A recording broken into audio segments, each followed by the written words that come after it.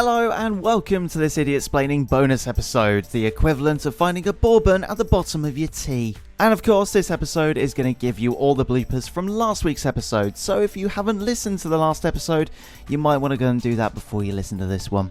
Right, a couple of things on the agenda before we get to the bloopers. Now, of course, you can still vote for us on the British Podcast Awards. All you need to do is go to the link in the description of this podcast and type in Idiot Splaining. Put in all your details and then confirm your vote. And you can do that before the 29th of August. And it's time to tell you the theme of next week's episode, which is actually going to be slightly different. It's not going to be a regular episode. Oh no. It's going to be our first ever omnibus. Think of it as not just a break from the regular sort of episodes that we do, because believe me, I need a break. Just a little bit. But also, it's a chance for you to listen to every single episode in one go. So episodes 1 through 6 plus its bloopers and bonus content will be available in one handy podcast that's going to be, 8 to 10 times longer than it usually is? But don't worry, there's a good reason for this and I will explain more in a couple of weeks. For now though, enjoy the bloopers of the Olympics episode. These were held in Olympia, hence the name, and were as much as a religious festival as a sporting event.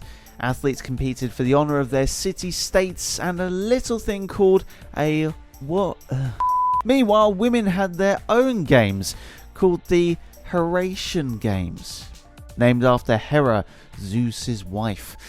But these were way less famous, and in the present day we have Great Britain has a rich history in the Olympic Games.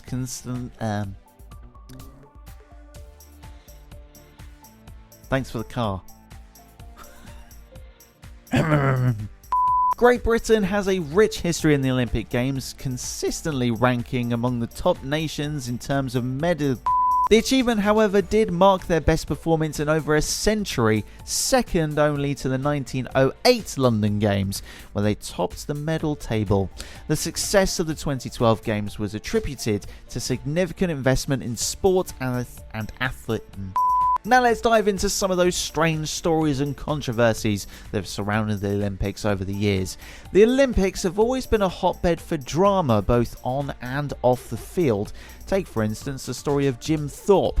In 1912 he won 2 gold medals in the decathlon and pentathlon, only to have them stripped away because he played semi-professional baseball.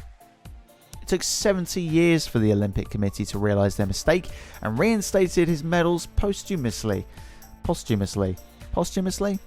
And who can forget the infamous 1972 Munich Olympics?